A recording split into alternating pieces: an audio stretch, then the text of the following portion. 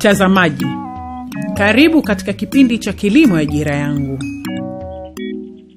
Wiki hii tunaangalia msimu wa mavuno na mauzo ya korosho kwa njia ya minada.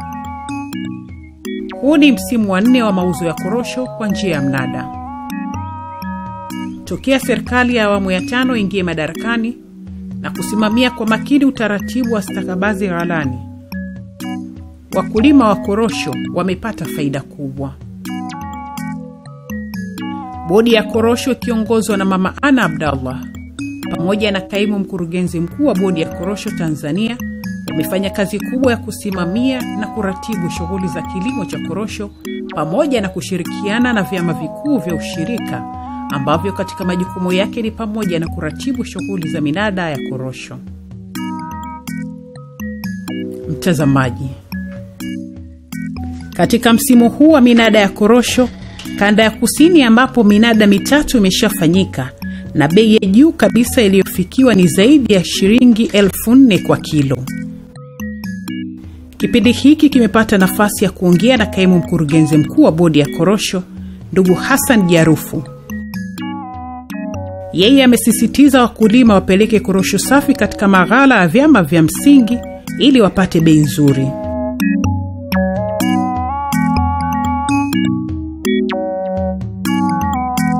Mwito wangu kwa wakulima ni kwamba wachague korosho zao, wazianike, wazichague zile mzuri, ndio waziweke, wazipeleke katika vyama vyao vya msingi kusudi katika maghala ya mnada, ili wanunuzi wapate korosho mzuri ambayo itatuletea sifa nchi yetu kwamba tuna korosho mzuri kama inavyofahamika kwamba korosho zetu ni mzuri. Kwa hiyo ni vizuri tukajaribu kulifanya soko au jina letu lisichafuke kwa kuchanganya korosho ambazo sio mzuri kuweka katika daraja la kwanza. Naomba sana wakulima tuwe waaminifu ili wanunuzi wajenge imani kubwa ambayo wanayo mpaka sasa hivi kwamba korosho zetu ni safi, na hata zinavyokwenda kwao wanakuta kwamba korosho bado ziko katika hali nzuri. Ni wito wangu vile vile ni kwamba kwa vile wakulima, serikali inalipia magunia ni bure, tunaomba sana wakulima wachukue korosho zao waende nazo katika chama cha msingi, watakuta magunia pale, wapakie korosho zao na ziweze kwenda katika ghala za mnada.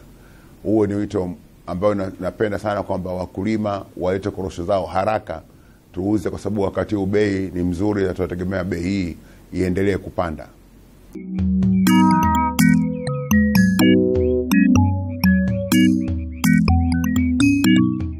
Moja ya shughuli za Bodi ya Korosho ni kugawa mbegu za kisasa zilizofanyiwa utafiti na kituo cha utafiti cha Naliendele.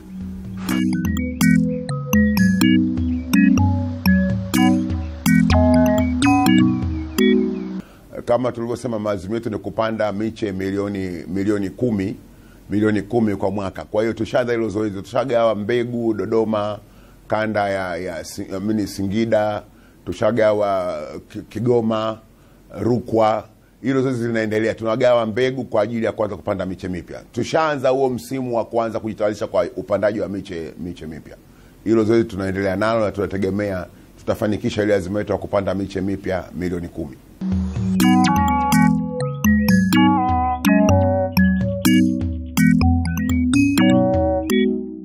Timu ya Kilimo Ajira Yangu ilipata nafasi ya kuongea na mwenyekiti wa Bodi ya Korosho, Mama Ana Abdallah, akiwa anaendelea na kuongoza kikao cha Bodi ya Korosho katika ofisi za Bodi ya Korosho mjini Mtwara. Jambo zuri mwaka huu, bodi imeamua kugawa magunia bure kwa wakulima ambao wanapeleka korosho zao ghalani.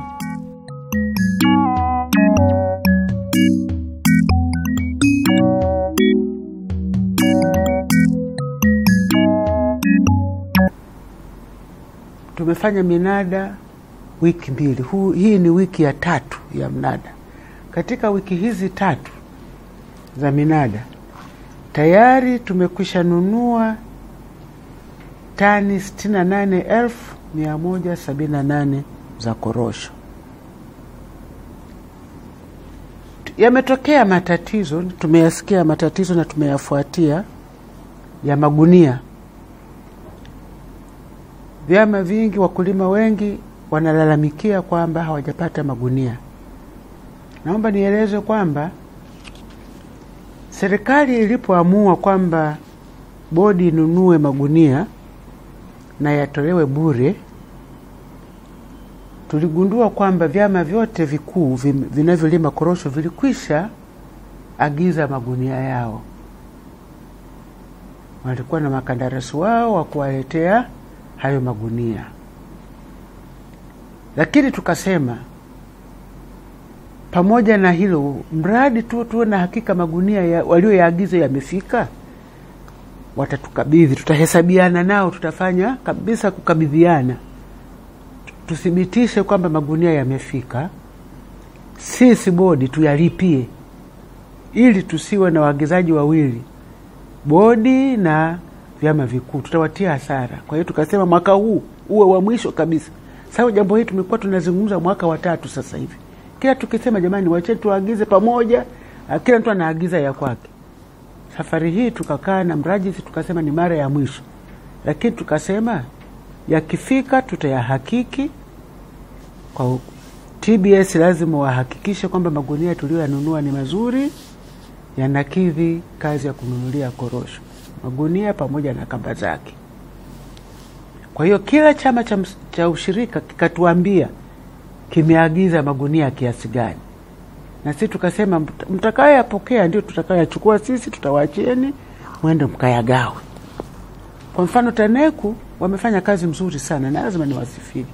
Wao katika malengo yao ilikuwa waagize magunia 1,500,000 na wakampa huyo msambazaji wao.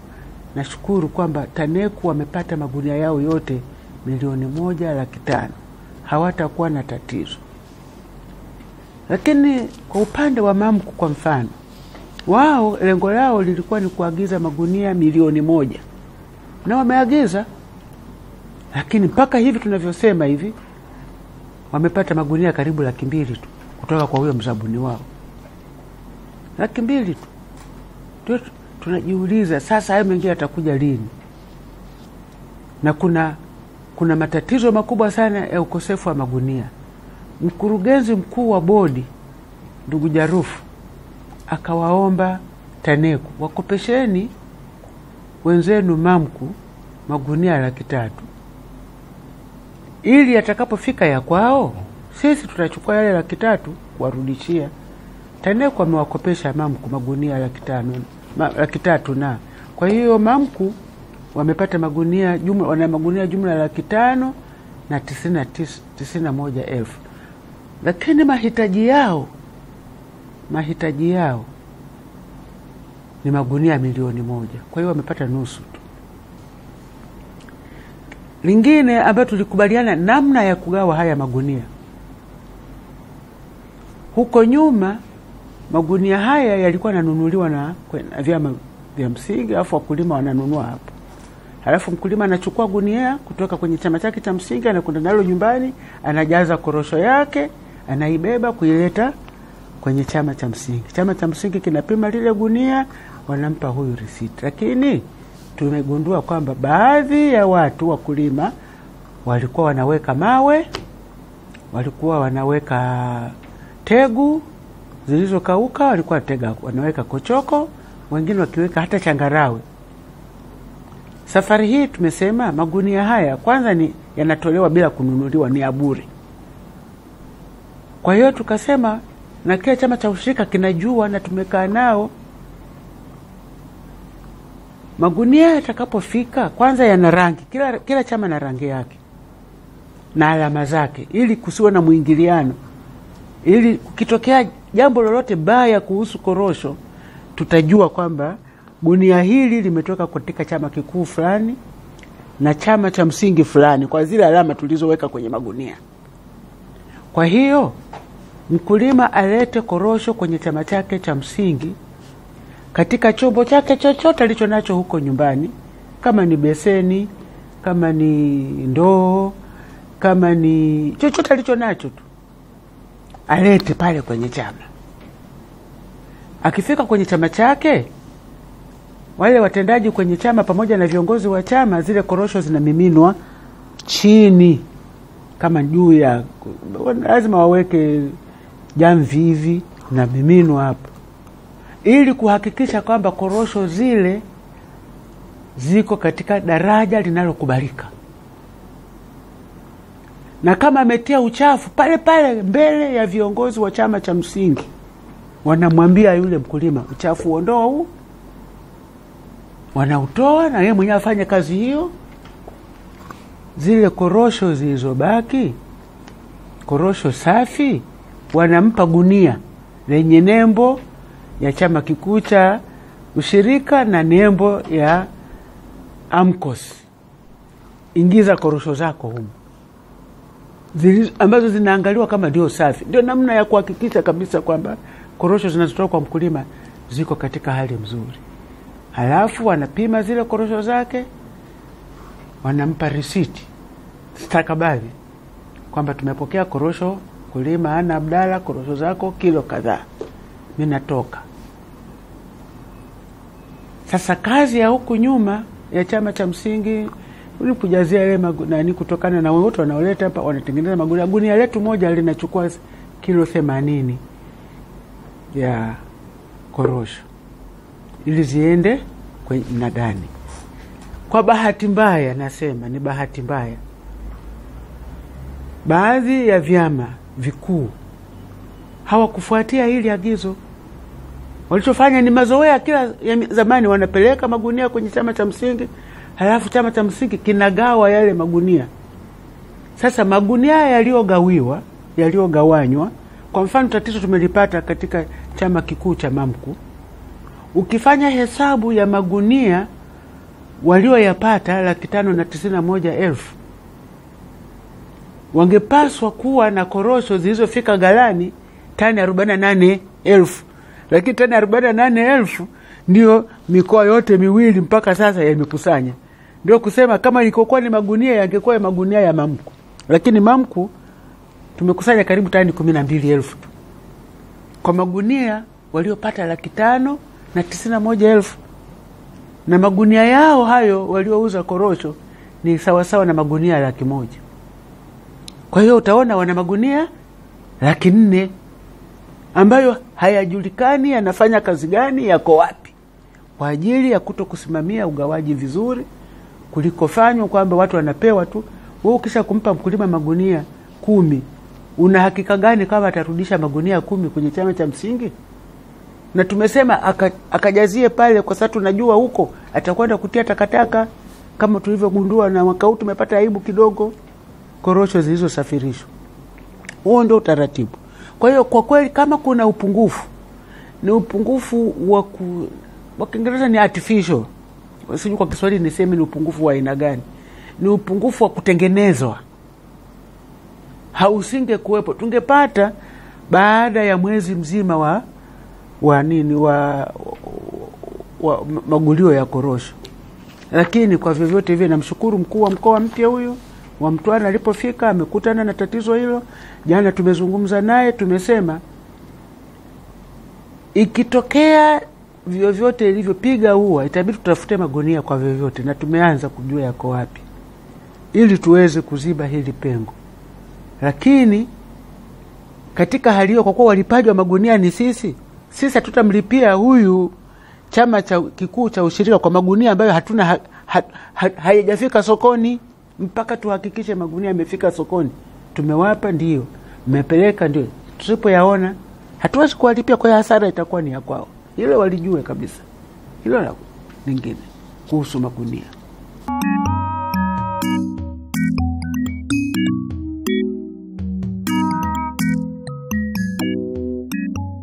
Mwaka huu wamepatikana wanunuzi 79 na zimeuzwa zaidi ya tani 68,178 katika mnada wa kwanza na pili. Na bei mwaka huu ni nzuri kuliko mwaka jana.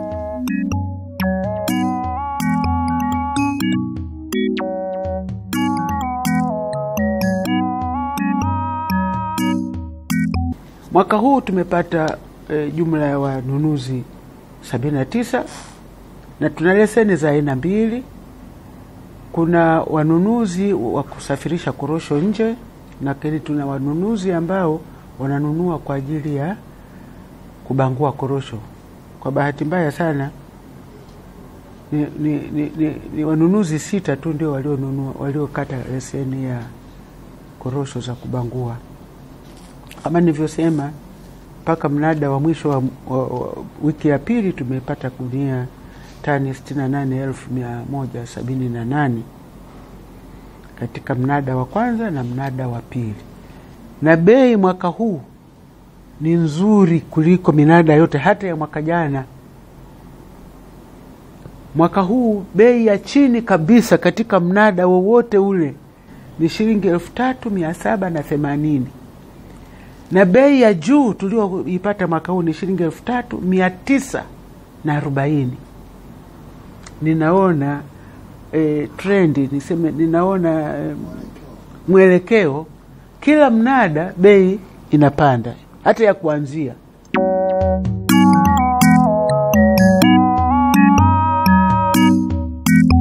Kazi za bodi ya korosho ni pamoja na kuagiza na kugawa pembejeo. Na safari hii wamejipanga kuhakikisha pembejeo inaingia nchini ifikapo mwezi wa 3. Bodi wanataka kuanza kugawa pembejeo hizo mapema kabla ya mwezi wa 5 mwakani.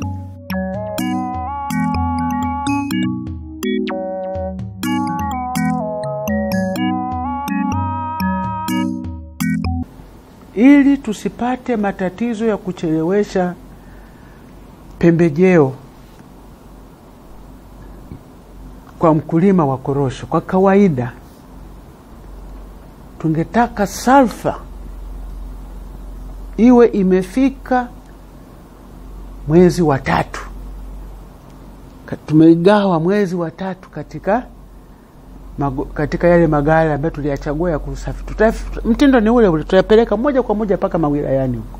Lakini tungependa tukichelewa sana mwezi wa 4 salfa iwe imefika. Mwaka huu tumeanza kugawa mwezi wa 6 wakati korosho zimeshatoa maua, sehemu nyingine tumechelewa. Mwaka huu tungependa tusichelewe. Lakini tumepata kikwazo kikubwa. Sisi fedha za pembejeo hatungojei ruzuku serikalini. Serikali ilijiwekea utaratibu kwamba kila korosho inayosafirishwa nje ina tozo. Na katika ile tozo inayopatikana kwenye tasnia ya korosho iende 65%. Halafu 35% yawe mapato ya serikali. Na kwa kawaida kila inapofika mwezi wa 5 hivi sisi tutakuwa tumeshajua fedha ziko, tunaanza kuagiza. Hivi ninavyosema, hata senti moja ya fedha hiyo ya tozo 65% hatujaletewa.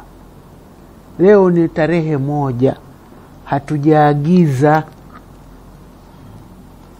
Tulikuwa mahitaji, sisi tulikwisha kubaliana na wadau mwaka huu tungeagiza tani 30,000 za salfa ya unga. Na kwa mujibu wa sheria ya serikali hatuwezi kuagiza. Mimi nilikuwa nawaambia watendaji tuagize mpaka hizo hela zikifika tutakuwa tayari. Lakini sheria inakataa, huwezi kuagiza, huwezi kutengeneza tenda kati hamjui kama mna pesa.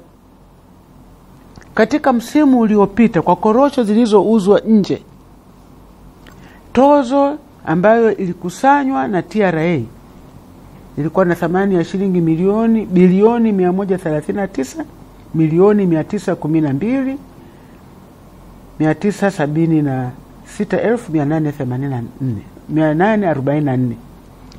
65% ya hiyo ambayo ingekuja kwenye tasnia ni bilioni 88,434,948 na senti 60.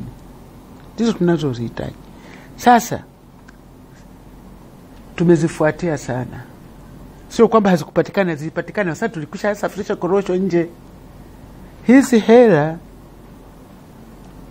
sisi hata tukithibitishiwa tukaba jamani agizeni fedha zitapatikana, tutaagiza. na tunataka tuagize in time. Yani kwa kweli tukichelewa mpaka tarehe 15 mwezi Novemba hatujaagiza, basi tatizo la kuchelewa kwa salfa na madawa mengine ya korosho yatabakia pale pale. Lakini kazi ya fedha hizi, kazi yake kwanza ni pembejeo. Ndio number 1, ndivyo walivyotaka wenyewe wakulima. Na tumeambiwa kwamba pembejeo itumie angalau 45%. Hizi fedha zote tunataka kuzipeleka kwenye pembejeo 45% ya fedha hizi. Lakini matumizi mengine makubwa, viwanda. Tulianza ujenzi wa viwanda awamu ya kwanza na tayari tumekwisha ianza ni ujenzi wa magala ya kisasa. Haya magala tunayotumia sasa hivi kwa kweli ni ya kizamani sana, hayana mfumo unaoitwa FIFO, first in first out, FIFO. Na inataka ukiingia kwenye gala hivi unajua kwamba korosho zilizoingia kwanza ni hizi na gari linaingia pale linatoa. Sasa hivi ni watu zile zinazoingia mwanzo ndio zinazolaliwa na zinazoingia zimechelewa. Ndio magari tulionayo leo. Sisi tumeanza moja Tunduru, lingine Tanga, lingine Mkuranga. Hayo magala ya kisasa. Na katika magala yale ni sehemu ya kwanza ya ujenzi wa kiwanda. Na viwanda tutakavyovijenga vitakaa hapo hapo. Ili nini? Korosho ziingie, zilizoingia kwanza zinatoka kwanza. Tumekwisha toa kandarasi wako, pesa hazijatoka. Tutachelewa kujenga hili. Ni Tanzania ya viwanda, lakini tatizo hili litatukwamisha. Na sisi tulikuwa tunafikiri tutalifanya kazi hii vizuri. Tulimsikia waziri wa TAMISEMI akiwaambia wakuu wa mikoa kwamba anataka kuona viwanda 100 kila mkoa. Mimi niliposikia tangazo lile nikasema Mungu bariki. Kwa viwanda vidogo vidogo kwa mikoa hii ya Lindi na Mtwara, sisi tunaweza kusaidia. Viwanda vidogo vidogo tunaweza kupata hata zaidi ya 100. Lakini fedha ndio hizi hazijafika. Taasisi ya utafiti wa kilimo na Liendele inategemea kwa 99% fedha hizi. Mbegu yetu yote inayopatikana tunayosambaza Tanzania inatoka na Liendele. Hatuna fedha za kuwapa ili waendeleze kazi hiyo ya utafiti, lakini pia uteshaji wa mbegu bora na utafiti wake na Liendele. 95% ya uendeshaji wa chuo hiki unategemea fedha hizi zinazotokana na zao la korosho. Wamekwama. Mwaka huu tulikuwa na halmashauri 44 zinazolima korosho. Mwaka huu tumefika halmashauri 81. Yaani watu wanadai kulima korosho. Hasa maeneo yote tulioyafanyia utafiti wanadai kulima korosho. Wengine kwa mfano upande wa Tabora, serikali tunasema tumbaku, lakini sasa mara tumbaku inapigwa vita. Hao watu watafanyaje wakiacha kulima tumbaku? Watapata wapi mapato? Serikali ikakubali na wananchi wenyewe kule wamekubali kwamba jamani, tunapoanza kuondoka kidogo kidogo kwenye tumbaku, zao la kulima sisi huku ni korosho na zinastawi kweli kule. Lazima tumepeleka kule mbegu. Tumepeleka, lakini tunapeleka kwa fedha ambazo tunadunduliza sasa sisi wenyewe. Tumekwisha safirisha mbegu zote zinazohitajika na vifaa vyote vinavyohitajika, isipokuwa bado mikoa miwili mitatu tu. Mingine yote tumeendelea. Tusipopata fedha hizi tutachelewa. Vitalu vitachelewa, na sisi ndio tunafanya mikataba na wanaootesha vitalu vile nini, lakini hivyo bado. Lakini la mwisho kabisa ni hili tatizo la magunia lililotokea. Vyama vimeagiza magunia kwa makandarasi wao, wazabuni wao, hawajapata. Na sisi tunafuatia, tukisikia kwamba mkandarasi huyo mzabuni wao anasema nitaleta Disemba. Sisi Disemba magunia yale hayana kazi. Itabidi tutafute magunia, piga ua. Tutatafuta magunia humu yaliyoko humu nchini. Tunahitaji hizo fedha kurescue hii hali. Tusipowasaidia hasa mamku ndio wana matatizo, hatujui magunia yao yamekwenda kwendaje. Yako kwa yaliyogawiwa bila utaratibu hatutayaona. Lazima tuhakikishe tutapata magunia. Hatuna uwezo huo wa kulipa fedha. Lakini kuna na fedha hizi zina mambo mengi sana. Kwa hiyo mimi naomba na hakika waziri mkuu ataniona, waziri wa kilimo ataniona, na nafikiri hata na rais ataniona nikitoa pili. Tunaomba hizi fedha zinazotokana na zao la korosho kwa mujibu wa sheria tupatiwe ili tuweze kuwahi msimu. Lakini nataka tu nitoe caution, wala sitaki kusema kwamba tutachelewa. Tutachelewa. Kama fedha hizi tukipata, mimi nilikuwa nafikiri mpaka kufika tarehe 15 tumekwisha wekea utaratibu.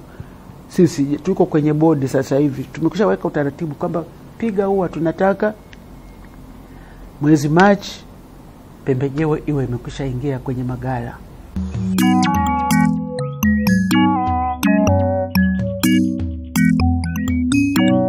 Kipindi hiki kimepata bahati ya kuhudhuria mkutano wa waziri mkuu kata Mbekenyela, wilaya ya Ruangwa, ikiwa ni siku 2 tu baada ya kuongea na mwenyekiti wa bodi Mama Ana Abdallah.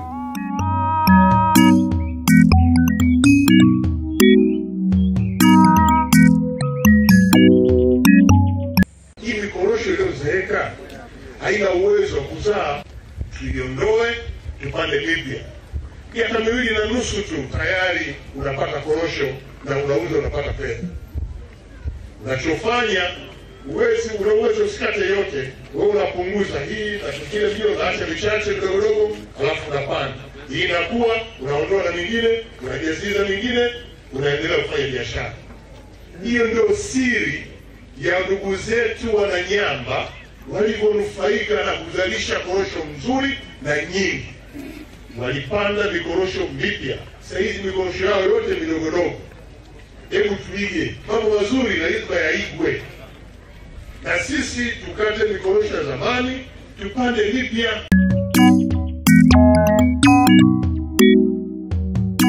Mpaka hapo tumefikia mwisho wa kipindi hiki. Usikose kuangalia kipindi kingine cha Kilimo Ajira Yangu wiki ijayo, muda na wakati kama huu. Asanteni.